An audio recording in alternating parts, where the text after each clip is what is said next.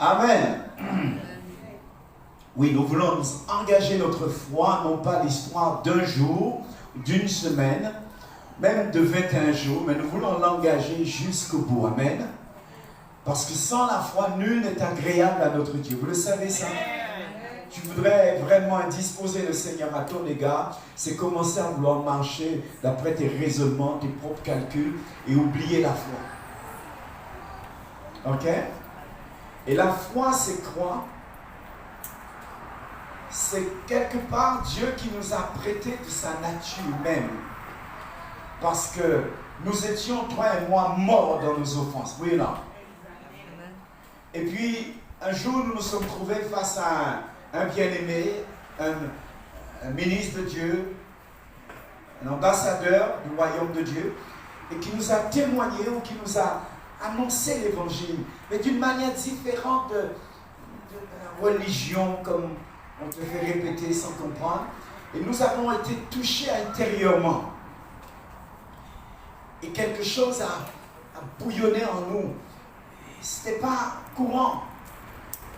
Et nous avons eu cette fois-ci la force, non pas de vouloir répéter quelque chose, une parole, mais de croire, de saisir cette parole. Et en la saisissant, il y a un miracle qui s'est produit. En ayant cette pensée tout à fait étrange de dire je reçois Jésus-Christ comme mon sauveur personnel et comme le sauveur de ma vie, my God, je suis passé de la mort à la vie. Yes. De la mort à la vie, des ténèbres à son admirable lumière. Les choses n'ont plus jamais été le même. Dieu nous avait prêté sa foi à lui. Et c'est pourquoi Jésus, dans son ministère un jour, a dit à ses apôtres, ayez la foi de Dieu. Croyez en moi, croyez en Dieu, croyez en moi. Amen. Et il entend à ce que ce dépôt qu'il nous a communiqué pour nous permettre de venir à la nouvelle naissance. Parce que je voudrais permettez-moi de revenir un peu encore sur un aspect. Parce que vous comprenez bien que pour emmener un enfant au monde, il faut une connexion entre ovule et sperme. Spermatozoïde. C'est ça? Ok. Il faut un processus d'ovulation. Et là aussi, il fallait une connexion, oui ou non? Et de quelle nature elle a été? Il y a eu la parole et il y a eu le don de la foi que Dieu nous a prêté. Boum! Une nouvelle création est venue à l'existence. Parce que notre cœur, finalement, a accepté. Amen. Alléluia. Maintenant, dans la Bible, il nous est dit que sans la foi, il nous est impossible de lui être agréable.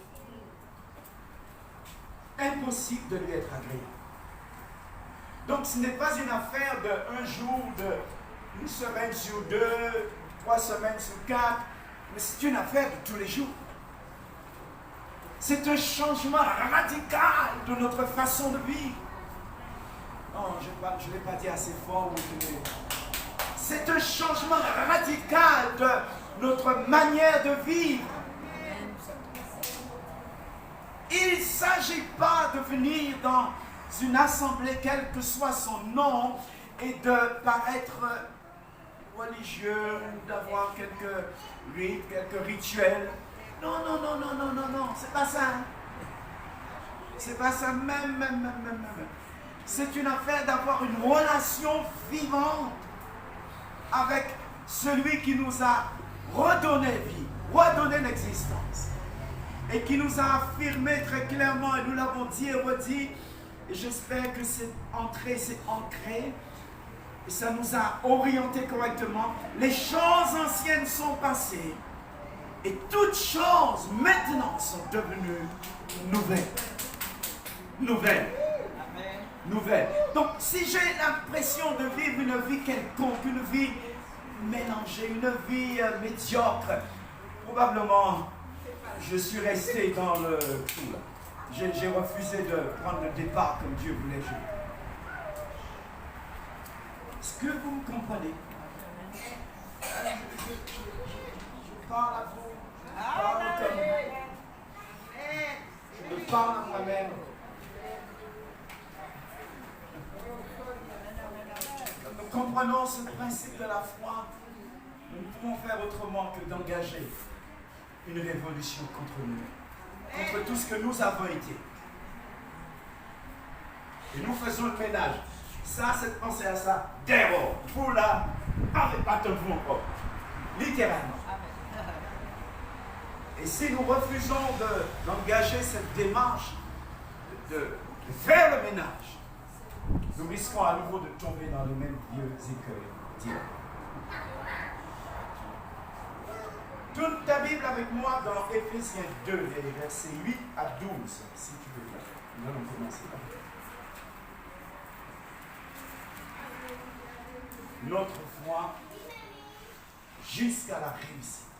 La foi jusqu'à la réussite. La foi nous a été donnée. Amen. Et la foi est plus précieuse que l'or. Parce qu'une personne ne le sait. Alors, quand on te donne un objet, un bijou, tu n'as pas envie de le prêter n'importe comment, n'est-ce pas? Éphésiens 2, versets 8 à 12. Vas-y. En effet, c'est par la grâce que vous êtes sauvés, par le moyen de la foi. Et cela ne vient pas de vous, c'est le don de Dieu. Ce n'est pas par les œuvres, afin que personne ne puisse se vanter. En réalité, c'est lui qui nous a fait. Nous avons été créés en Jésus-Christ pour des œuvres bonnes, que Dieu a préparées d'avance afin que nous les pratiquions. C'est pourquoi, souvenez-vous qu'autrefois vous étiez identifiés comme non-juifs dans votre corps, appelés incirconcis par ceux qui se disent circoncis et ceux qui le sont dans leur corps par la main de l'homme. Souvenez-vous qu'à ce moment-là, vous étiez sans Messie, exclus du droit de cité en Israël, étrangers aux alliances de la promesse, sans espérance et sans Dieu dans le monde. Amen. Amen. Amen. Nous n'avons rien de tout cela, mais aujourd'hui nous avons accès à toutes ces grâces. Et les ignorer, ce serait pire que ceci.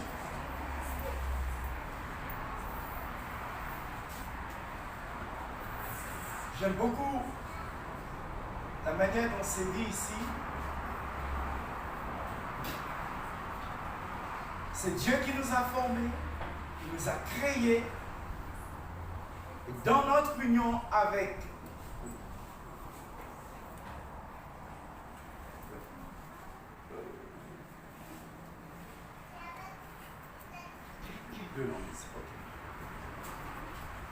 dans notre union avec Jésus-Christ, pour que nous menions une vie riche en actions bonnes, celle qu'il a préparée d'avance pour que nous les pratiquions. Donc je ne suis pas largué. Je n'ai pas été sauvé par hasard. C'est un dessein arrêté de Dieu depuis le commencement. Et maintenant que j'ai saisi, que j'ai reçu le bénéfice de cette grâce, ma vie doit changer. On doit voir Dieu en moi. On doit apprécier les œuvres de Dieu au travers de moi. Ce n'est pas une option, c'est un must. J'ai été sauvé pour cela. Dans notre union avec Jésus-Christ, il nous a créés pour que nous menions une vie riche en actions bonnes, celles qu'il a préparées d'avance afin que nous les pratiquions. Et alors, vient la foi.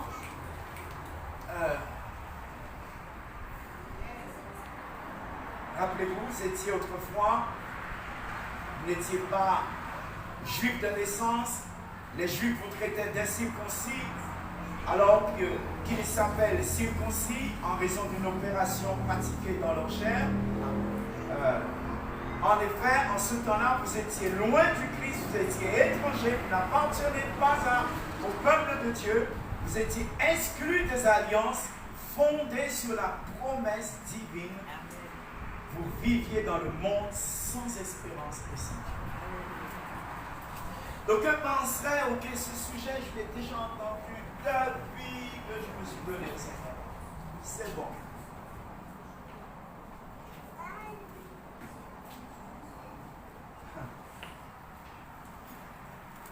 Et il est peut-être vrai aussi que ce matin, le Seigneur a mis à cœur ce sujet parce que la foi, la qualité de la foi implique deux choses.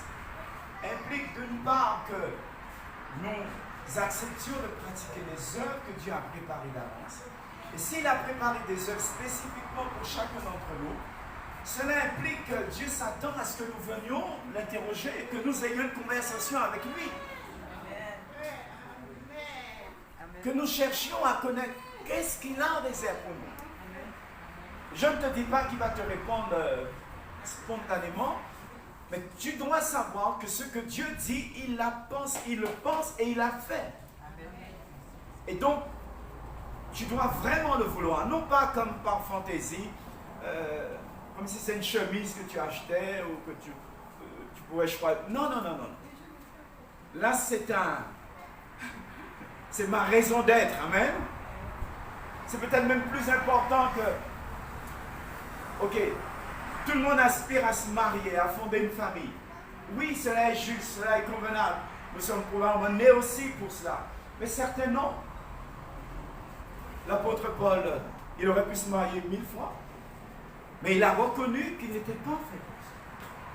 Il n'avait pas cet appel. Il a enseigné sur le mariage. Et quel enseignement profond. Mais lui n'était pas marié. Amen. Il était choisi pour communiquer, parler du mystère du mariage au couple. Amen. Alléluia. Je ne sais pas ce que Dieu a préparé à chacun d'entre nous, mais quelque chose me dit que s'il nous a rassemblés dans cette maison, de la manière dont nous le sommes, c'est pour une excellente raison. Et nous avons une vision absolument phénoménale que le Seigneur nous a donnée dans ce lieu, dans cette maison, dans un temps comme celui-ci. Nous ne voulons surtout pas passer à côté. Même si je crois et que j'entends de mes oreilles là que Dieu me dit, ok, bientôt tu iras sur la planète Mars. Amen. Alléluia. Moi, Lucien, bientôt sur la planète Mars. Mais je veux voir s'accomplir Ésaïe 58. Amen. C'est fondamental, mes bien-aimés. Fondamental. Fondamental. Vendredi soir, on a un peu abordé le sujet. Je me permets de prolonger là-dessus.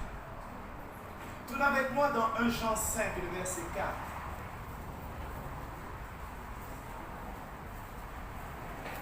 Jusqu'à ce que tu réussisses, jusqu'à la réussite.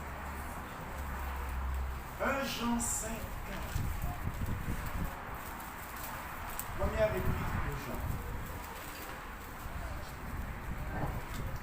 Puisque tout ce qui est né de Dieu remporte la victoire contre le monde, et la victoire qui a triomphé du monde, c'est votre foi. Amen. Amen. La victoire qui triomphe du monde, c'est notre foi. Je vous le donne dans une autre présentation. Car tout enfant de Dieu est vainqueur du monde. Le monde, c'est l'ordre, l'arrangement des choses dont nous sommes témoins aujourd'hui. Mais Jean-Baptiste et ensuite le Christ Jésus lui-même sont venus et les apôtres dans la suite et à maintenant notre tour. Nous annonçons le royaume de Dieu est proche. Je crois qu'aujourd'hui nous devrions dire le royaume de Dieu est là. Il n'est pas proche, il est là. Nous sommes ambassadeurs de Dieu. Et un ambassadeur véhicule porte en lui tous les attributs, tous les bénéfices du royaume qu'il représente. Tu entres dans la maison d'un ambassadeur, c'est comme si tu entrais sur un territoire étranger, différent de la nation dans laquelle même tu es. Vous connaissez toutes ces règles, hein? Oui? C'est pas la peine d'insister? Loïc, ça te dit quelque chose? Oui. Si même les petites disent oui, Loïc, organise-toi. Sinon, tu poseras la question à maman ou à papa. Même tu viens la voir. Le royaume de Dieu est là aujourd'hui. Jésus disait, il est proche, il s'est approché de vous.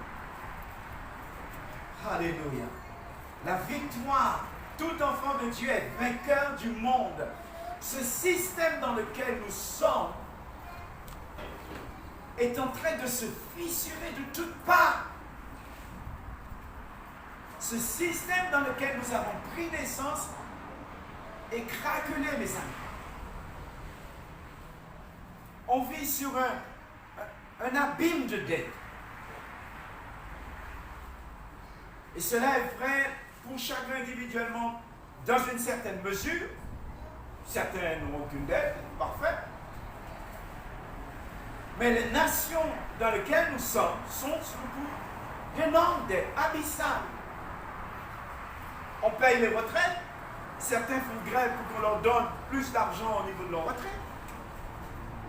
Mais on ne fait que creuser le trou un peu plus, parce qu'il n'y a pas suffisamment dans le système où ça a été conçu. Et il n'y a pas de ça.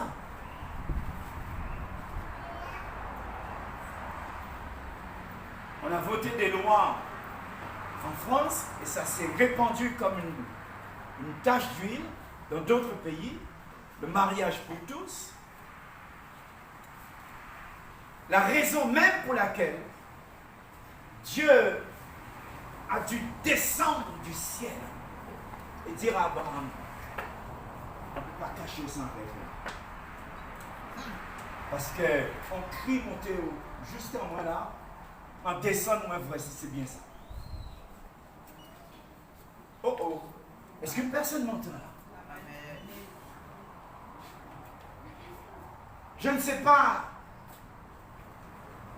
sous quelle forme et quand est-ce, si ce n'est déjà fait que Dieu soit descendu dans notre nation pour constater que ce qui a été voté à la majorité, ce qui a été défendu, ce qui a coûté encore, creusé encore des dettes, n'était pas un leurre, mais une réalité.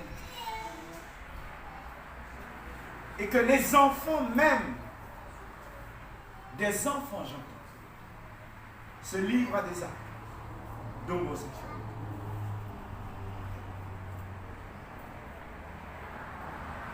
Affreux. Ils ont suffisamment entendu à la radio. Les publicités le montrent. Deux personnes du même sexe qui s'embrassent. C'est donc plus une chose anormale. La raison même pour laquelle Dieu a détruit Sodome et Gomorrhe.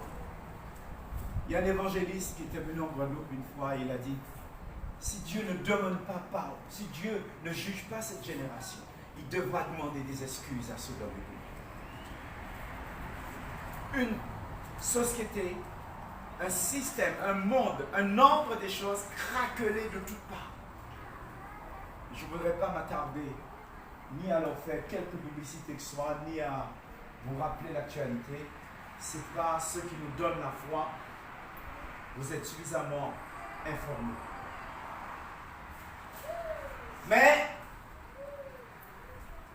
est-ce un nouveau parti qui va remplacer les choses, qui va régler la situation? Non.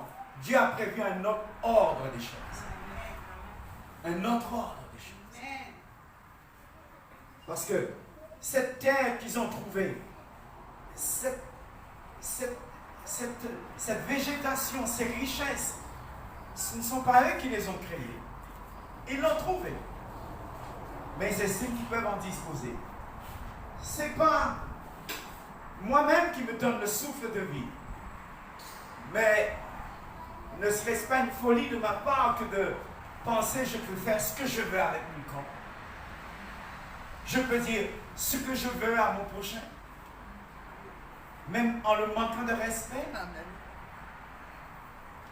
Et je serai impuni. C'est la loi de la jungle. On serait pire que les animaux. Jusqu'à quand ça va durer? Tout enfant de Dieu est vainqueur du monde. C'est pourquoi si ma confiance, si mon existence, si ma prospérité dépend du système de ce monde-là, mes amis, nous avons un problème. Hein? Nous sommes en problème. Jésus l'a dit, le royaume des cieux est proche. Jean-Baptiste l'avait déjà aussi dit. Et nous sommes chargés non seulement de le dire, mais de le vivre. Amen. Amen. J'ai dit, nous sommes chargés non seulement de le dire, mais de le vivre. Le royaume de Dieu, ce n'est pas une fantaisie, ce n'est pas un nouveau parti, c'est une réalité dès à présent. Le royaume de Dieu s'est approché de nous. Il est au-dedans. Et Dieu veut que nous dépendions du royaume. Et le moyen de remporter la victoire sur le monde, c'est notre foi. Qui est vainqueur du monde? Seul celui qui croit que Jésus est le Fils de Dieu. Le seul moyen de remporter la victoire sur le monde, c'est notre foi. La foi que Dieu nous a donnée, la mesure de foi qu'il a impartie dans notre âme, dans nos cœurs, à la nouvelle naissance, et qu'il entend bien à ce que nous la fassions croître. Amen.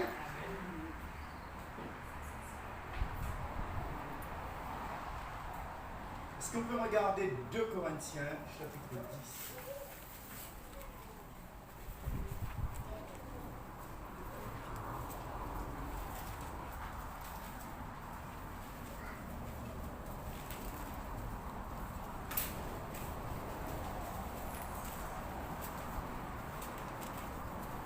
Une nouvelle façon de vivre,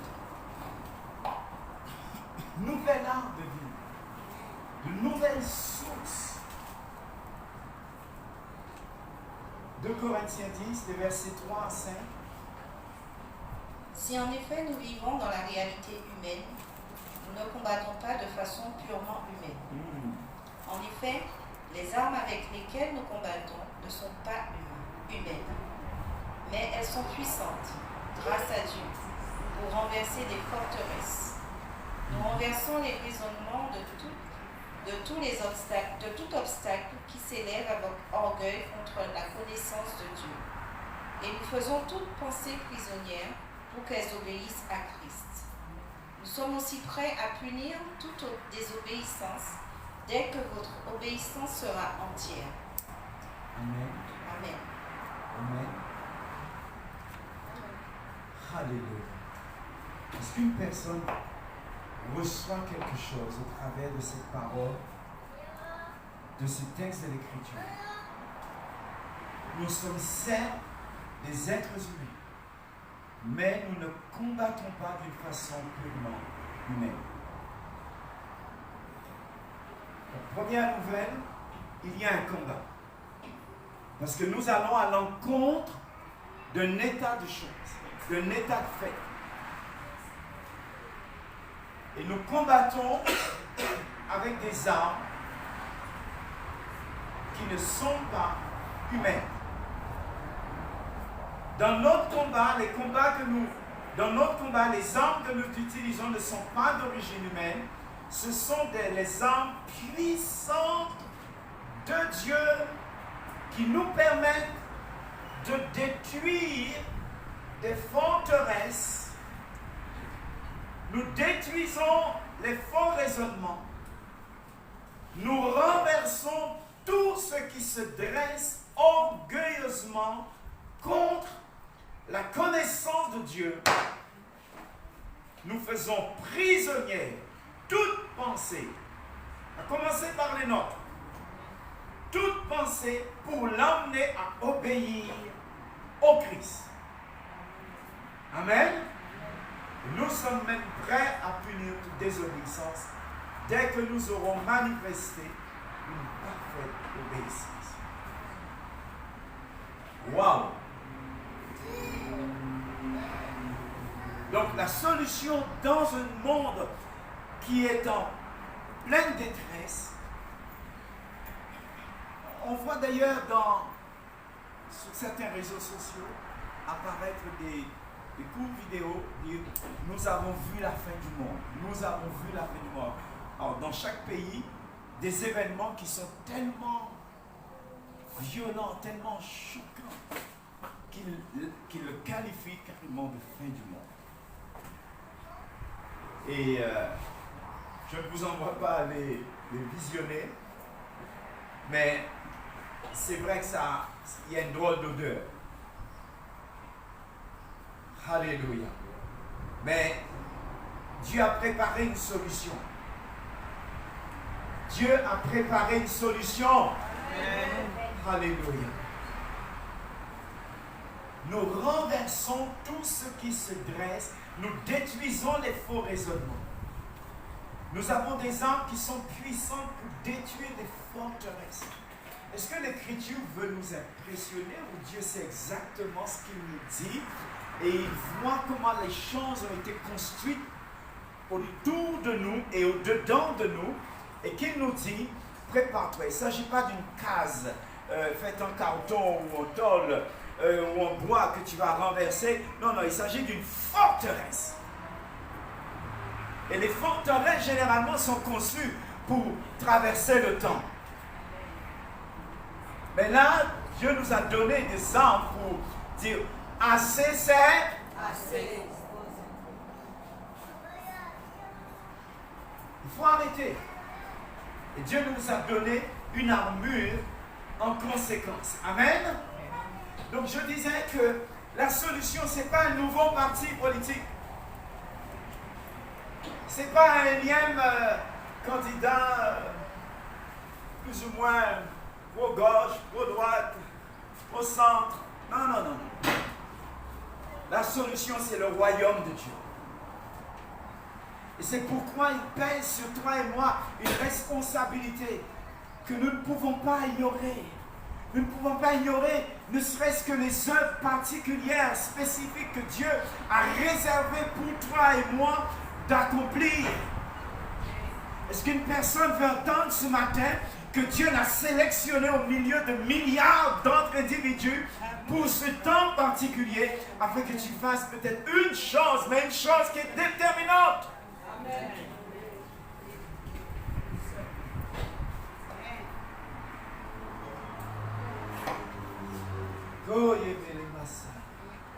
Où sont ces forteresses à renverser? Il y a une adresse à me donner de forteresse. Tu en as vu, tu en as repéré une? Qui a repéré une forteresse qu'on pourrait s'entraîner à la détruire, à la renverser? Roselyne, écoutons bien. Médecine de concubinage. Forteresse. Ouais, c'est un état qui est établi. Si on ne dit rien, si on n'utilise pas les armes de Dieu, on ne peut pas aller là avec des sentiments. Il faut aller là avec les armes de Dieu. Maintenant, j'aimerais vous parler d'une autre forteresse. De d'autres forteresses.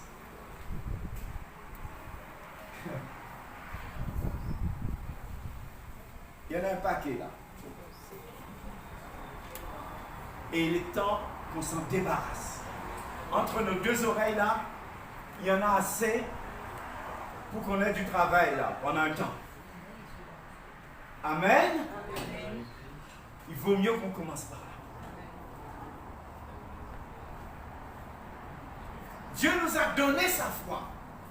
Dieu nous a lavé de nos iniquités, de nos péchés. Il nous a guéris dans bien des cas. Et nous avons engagé une marche avec lui. Nous avons commencé à obéir. Nous avons accepté de passer par les eaux du baptême. L'Esprit de Dieu est venu sur nous, il nous a remplis de sa personne. Alléluia, il nous a baptisés du feu et du Saint-Esprit. Et avec tout ça, que produisons-nous? Qu'est-ce que je produis? Et c'est là la question. Combien, jusqu'à quand continuerai-je de fonctionner comme hier? Ou comment, jusqu'à quand vais-je clocher des deux côtés? Un petit coup par là, un petit coup par là avec Dieu. Un petit coup dans le monde. Oh, c'est l'heure de la réunion. Et là, ça n'arrive pas ici. Mais peut-être dans ce rangée-là, il y a des gens qui connaissent ça.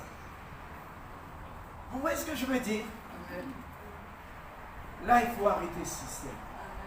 Vous pensez que si Jésus avait fonctionné comme ça parce que c'était établi dans son temps, quand il est venu sur cette terre, la question du salut. Je vous donne un simple exemple. Quand il a décrit ce qu'il allait se passer à Jérusalem et la façon dont les chefs religieux allaient le traiter, Pierre a regardé, il a dit, même si bon Dieu pas d'accord, ça va guérir. Moi pas d'accord.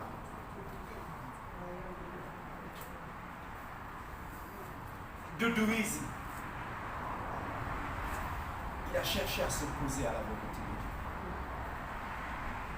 Parce qu'il raisonnait d'une certaine façon. Il y avait comme une forteresse là aussi. Et Jésus l'a très bien discerné. Il a vu derrière qui était le manipulateur, qui tirait les ficelles. Il a dit, arrière de moi, Satan, tu mets en scandale. Tes pensées ne sont pas les pensées des hommes, de Dieu, mais les pensées des hommes. Sors-toi de là. Et le Pierre qui un instant avait glorieusement prophétisé qui était Jésus, le Christ, le Fils du Dieu vivant, cette fois-ci tombait dans le panneau du diable. Vous voyez un petit peu comment la frontière elle est fine. Et que veiller sur soi, ce n'est pas une affaire de temps en temps, c'est en permanence. Tu es attentif. Nous jugeons toute pensée. Regardons un peu dans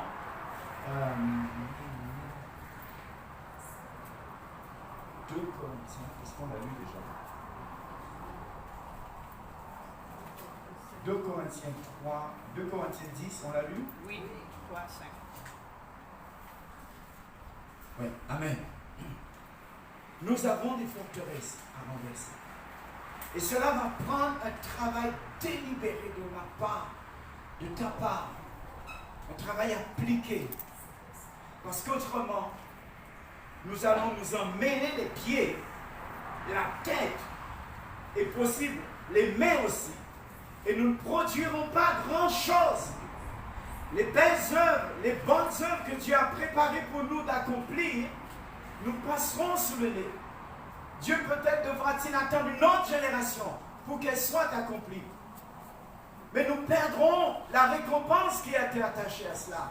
Nous perdrons l'estime que Dieu avait investi, la confiance et tout ce qu'il avait investi en nous. Est-ce que je peux me permettre ça? Est-ce que tu peux t'autoriser cela? J'ai pas entendu, le ciel n'a pas entendu.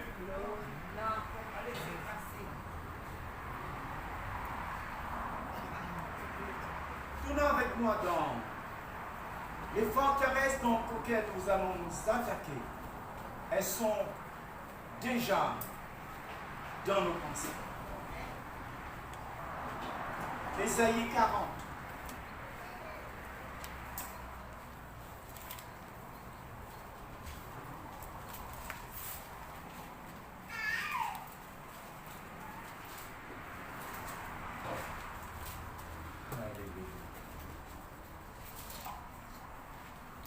Versets 1 à 5. Consolez, consolez mon peuple, notre Dieu. Parlez au cœur de Jérusalem. Criez-lui que sa période de combat est déterminée, que sa faute est expiée, qu'elle a reçu de l'Éternel le salaire de tous ses péchés. Une voix crie dans le désert. Préparez le chemin de l'Éternel. Faites une route bien droite pour notre Dieu dans les endroits arides. Toute vallée sera comblée, toute montagne et toute colline abaissée. Ce qui est tortueux sera redressé, et les endroits rocailleux aplanis. Alors la gloire de l'Éternel sera révélée, et au même instant, tout homme la verra. Oui, c'est l'Éternel qui l'affirme. Amen. Amen. Alléluia. Permettez que nous puissions relire ce texte. Tous les textes de l'Écriture sont empreints d'une grande richesse. Toutes les paroles de Christ sont empreintes d'une grande richesse que nous ferons bien à partir de maintenant d'adopter une attitude de mineur et d'examiner la pierre, donc la parole, c'est tous ces hommes. Et s'il faut la polir par nos prières, prières par l'esprit, prières en intelligence, jusqu'à ce que nous trouvons la richesse qu'il y a dedans, faisons-le. On ne veut plus passer à côté. Je relis. Réconfortez mon peuple, c'est urgent, dit votre Dieu. Et vous voyez que l'heure est tellement avancée que Dieu ne demande même pas d'aller vers tout le monde, mon peuple. Ça veut dire que parmi la population mondiale, il y a son peuple. De la même façon que tu étais dans le monde, mais Dieu t'avait déjà marqué. Dieu t'avait déjà choisi. Et il a ainsi envoyé un de ses ministres vers toi.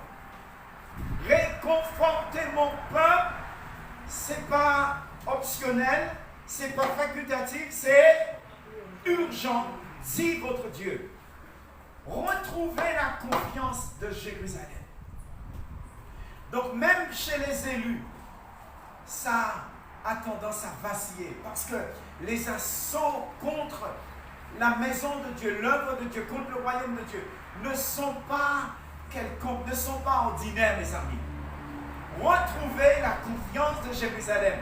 Criez-lui qu'elle en a fini avec les travaux forcés, qu'elle a purgé sa peine, car le Seigneur lui a fait payer le prix complet de toutes ses fautes. Verset 3, j'entends une voix crier dans le désert. Ouvrez le chemin du Seigneur.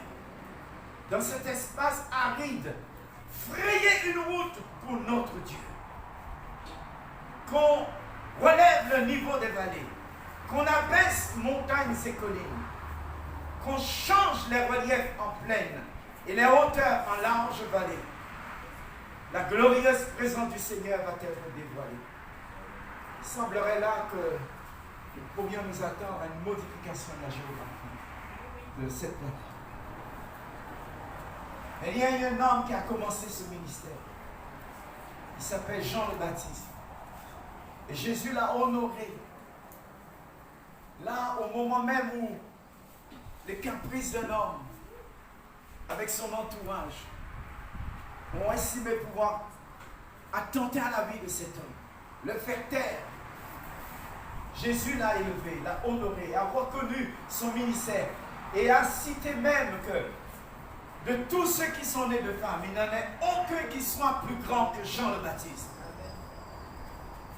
Parce qu'il est entré dans cette parole, et dans le désert. Donc, en d'autres mots, je n'ai pas peur de tout recommencer avec Dieu.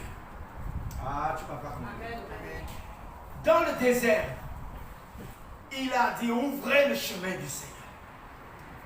Qu'on abaisse, que le niveau des vallées soit rabaissé, que les montagnes soient abaissées, qu'on relève le niveau des vallées, pardon, qu'on abaisse les montagnes, qu'on change les reliefs en plaine et les hauteurs en larges vallées. Et il y a non seulement un aspect qui concerne la géographie, mais il y a aussi un aspect de ce qui concerne la nature humaine qui a été déformée par le péché. Oh, la conséquence du péché était grave, mes amis. Nous sommes devenus méconnaissables. Et Jésus lui-même, lorsqu'il a pris notre péché sur lui, il était méconnaissable. Méconnaissable. La glorieuse présence du Seigneur va être dévoilée. Et tout le monde la verra. Tel est l'ordre du Seigneur. Donc Dieu est prêt à recommencer. Dieu est prêt à changer les choses. Mais Dieu a besoin de moi. Dieu a besoin de toi. Est-ce qu'il peut compter sur nous? Est-ce qu'il peut compter sur toi? Jean-Baptiste a fait le travail qui le concernait. Il a été comme le héros qui annonce la venue du Messie. Et quelle sera son œuvre? Je peux regarder très rapidement 2 références. Et après, je vais essayer de conclure partiellement ce sujet. Matthieu 3.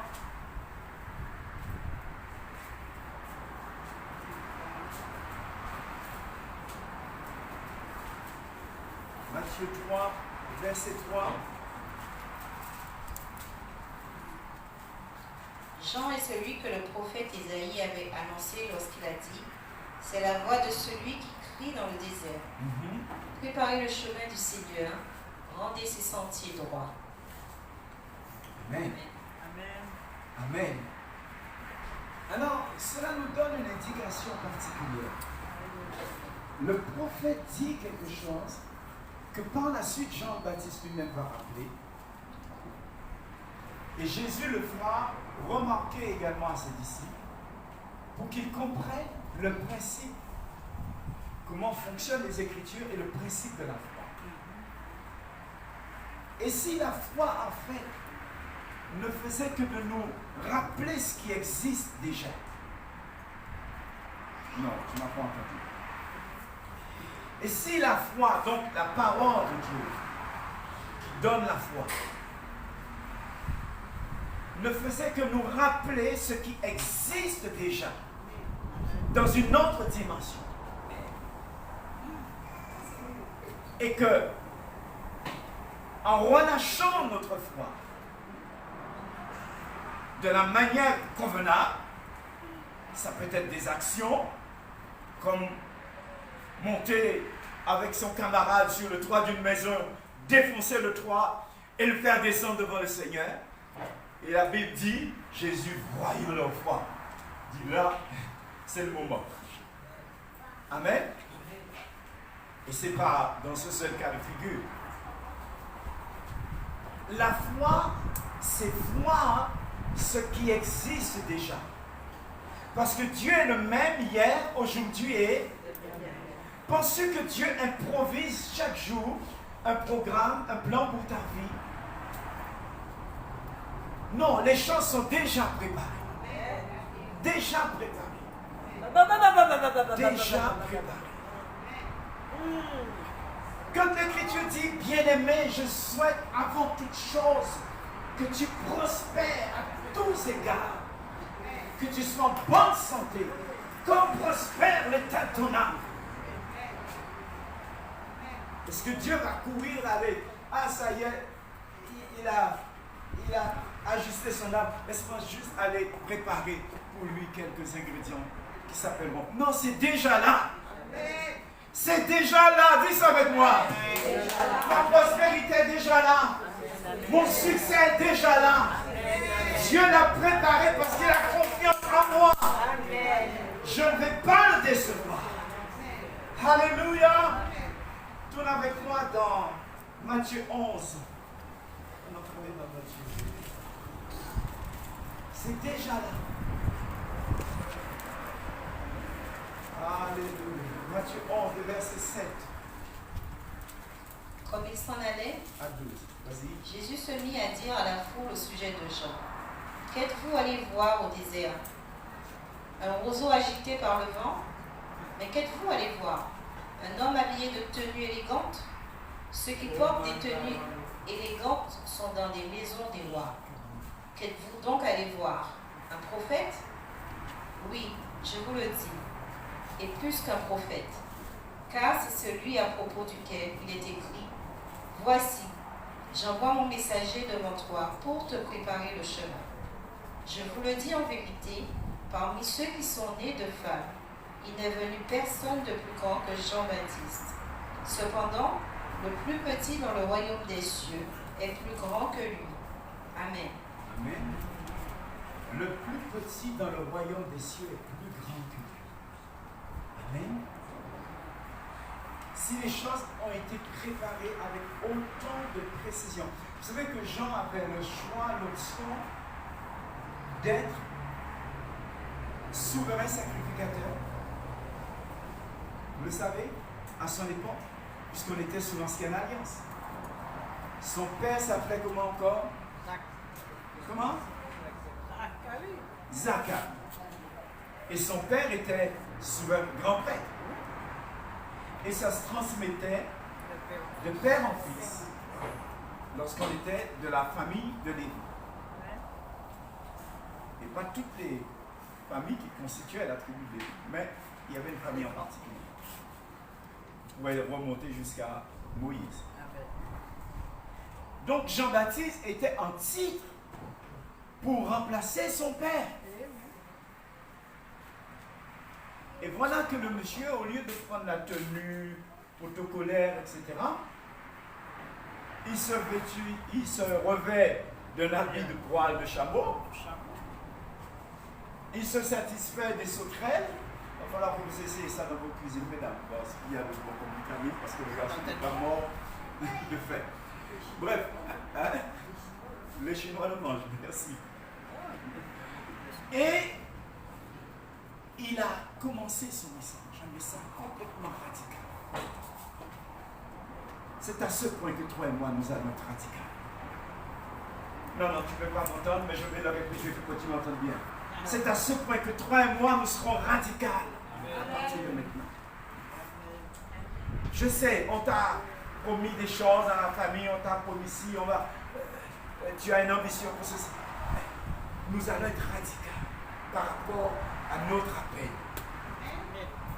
Et s'il faut s'isoler à un moment donné, Jean-Baptiste n'a pas craint de s'isoler. Mais toute la foule est venue vers lui. Parce qu'il était à sa place. Dieu n'a pas prévu l'échec pour toi. Dieu n'a pas prévu le SMIC pour toi. Dieu n'a pas prévu la pauvreté, le juste assez pour toi. Non, il est venu pour que tu aies la vie et la vie plus qu'en abondance. Plus qu'en abondance. Maintenant, si tu te positionnes en dehors du plan de Dieu, cette prospérité, cette abondance, tu risques de ne jamais le connaître. Jamais le voir. Et tu vas tomber dans le système de ce monde qui va te dire travaille, et travaille, et travaille, et travaille, et bosser encore, et éventuellement, tiens un pourboire. J'appelle ça comme ça. Parce que c'est jamais suffisant pour répondre à nos besoins.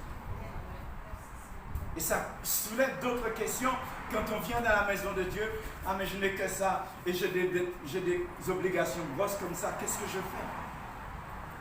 Et on commence à marchander avec Dieu. On commence à se compromettre par rapport à la parole du Seigneur. Ça ne peut pas être comme ça. Amen. Alléluia. Je voudrais terminer sans avoir conclu ce sujet, revenir à ce qui nous concerne. Ésaïe 58.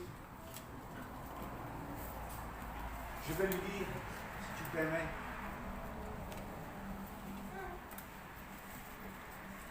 Crie à pleine voix. Ne te retiens pas, dit le Seigneur. Comme le son du corps que ta voix porte loin. Dénonce à mon peuple sa révolte. Aux descendants de Jacob, leur faute. Jour après jour, tournez vers moi, ils désirent connaître ce que j'attends d'eux. On dirait une nation qui agit comme il faut et qui n'abandonne pas le droit proclamé par son Dieu. Ils réclament de moi de juste jugement et désirent ma présence. Mais ils me disent, à quoi bon pratiquer le jeûne si tu ne le vois, si tu ne nous vois pas? À quoi bon nous priver si tu ne le remarques pas? Alors je réponds, dit le Seigneur. Voyez-vous, cette scène pourrait avoir été filmé, enregistré au milieu de nous. Peut-être dans nos maisons. Parce que, qui a un moment ou un autre de se dire, mais, qu'est-ce qu'il a fait? Pourquoi on a une réponse? Et puis,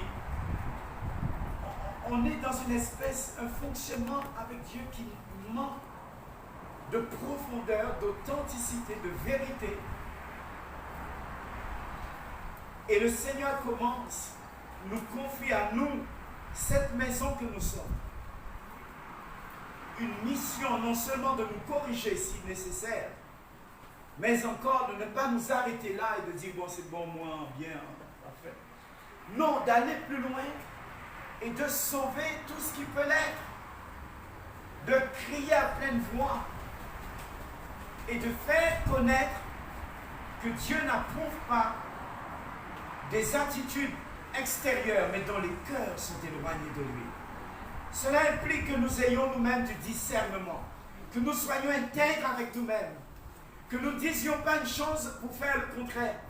Et comme Jean le Baptiste qui a été engagé par une parole qu'a donnée le prophète Isaïe 800 ans plus tôt, et qu'il a exécutée à la lettre, nous aussi nous devrions nous engager, nous devons nous engager, nous nous engageons à faire ce que Dieu nous donne. Amen. Voilà pourquoi je le pense, le Seigneur garde la communauté dans un certain format et néanmoins lui ouvre des portes de plus en plus grandes, de plus en plus pertinentes. Pour faire quoi? Pour qu'elle aille commander? Donnez-nous un peu d'argent, donc qu'elles sont vides? Non, c'est pour remplir ce ministère. Amen. C'est pour le remplir, le dire aux hommes. Avec courage, avec amour, le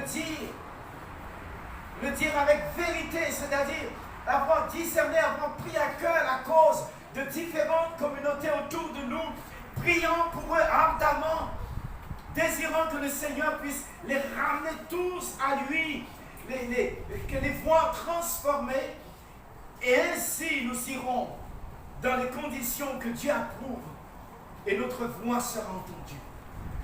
Et mes amis, nous n'allons pas pouvoir sauter toutes ces parties que Dieu demande à la maison que nous sommes pour arriver enfin au verset 11. Même au verset 10, ta lumière chassera l'obscurité où tu vis. Au lieu de vivre dans la nuit, tu seras comme en plein midi. Je suis au verset 10. Le verset 11, le Seigneur restera ton guide, même en plein désert. Il te rassasiera et te rendra des forces. Oh my God! Tu feras plaisir à voir, comme un jardin bien arrosé, comme une fontaine abondante dont l'eau ne tarit pas. Alléluia! Voilà qu'elle prend force, voilà qu'elle prend ressources. Gardez bien, restez à côté, pauvre. Amen. Alors, tu relèveras les anciennes ruines et tu rebâtiras sur des fondations abandonnées depuis longtemps. On te nommera ainsi le peuple qui répare les brèches des murailles et redonne vie aux ruelles de la ville. Alléluia. La société te remarquera. La société te remarquera. Et pas simplement la société, même si elle ne nous remarque pas, mais Dieu se réjouira de ce que nous aurons fait de part. Voyez-vous, à chacun Dieu donne une œuvre. Il y a un monsieur du nom de Reinhard Bonnke qui est décédé il n'y a pas si longtemps. Dieu lui a dit, l'Afrique, il lui donnait l'Afrique. Et il est parti en Afrique et il a fait ce qui n'avait jamais été fait. Par aucun blanc, aucun jaune, aucun noir. Il a fait le job. Et des foules, des certains soirs, ils ont recueilli jusqu'à plus de millions de conversions, de fiches de décision. Est-ce qu'on se rend compte un peu là? L'échelle dans laquelle on est là? Par soirée, Par soirée, plus de millions de fiches de décision. Laissez-moi vous dire, quand vous faites des manifestations comme celle-là, le diable sait qu'il doit sortir sur le terrain. Il doit déménager. Et il n'y a pas eu que ça, sans parler de guérison, sans parler de délivrance, sans parler de ministres qui ont été suscités. La Chine connaît également un réveil assez particulier. Ce n'est pas le moment d'en parler. Mais ce que j'ai envie de dire, ce sont de belles œuvres, ce sont de œuvres glorieuses. Oui, ça capte l'attention, ça interpelle. Mais notre part n'est pas moins importante, mes amis. Est-ce que vous comprenez? Parce que Jean-Baptiste a fait ce qu'il a été ordonné de faire. Il a été désigné plus grand que Salomon, plus grand que David, plus grand que Moïse, plus grand qu'Abraham. Parmi tous ceux qui sont nés de femmes avant lui, il était plus grand. Mais le plus petit dans le royaume de Dieu, le plus petit parmi nous, et nous sommes tous au même niveau, est plus grand que Jean le Baptiste. Donc nous n'allons pas faire moins que lui. Tout ce qu'il a fait, ça a été de proclamer. Commençons par proclamer. Commençons par prier sérieusement pour nos vies. Ne pensons pas que c'est au-dessus de nos forces. Non, ce n'est pas à notre force. C'est dans la force de Dieu. Amen. Dieu en toi veut le faire. Et Dieu a besoin de ce véhicule que tu es pour changer quelque part le quartier, pour apporter une transformation dans la famille, pour réconcilier des hommes et des femmes qu'il a déjà sélectionnés également à venir à lui. Pour les attirer à lui, il a besoin de toi. Nous n'avons plus nous taire. Église apostolique feu du réveil. Nous allons le faire jusqu'à ce que nous réussissions. Amen. Nous allons le foyer jusqu'à ce que nous l'ayons. Amen. Amen.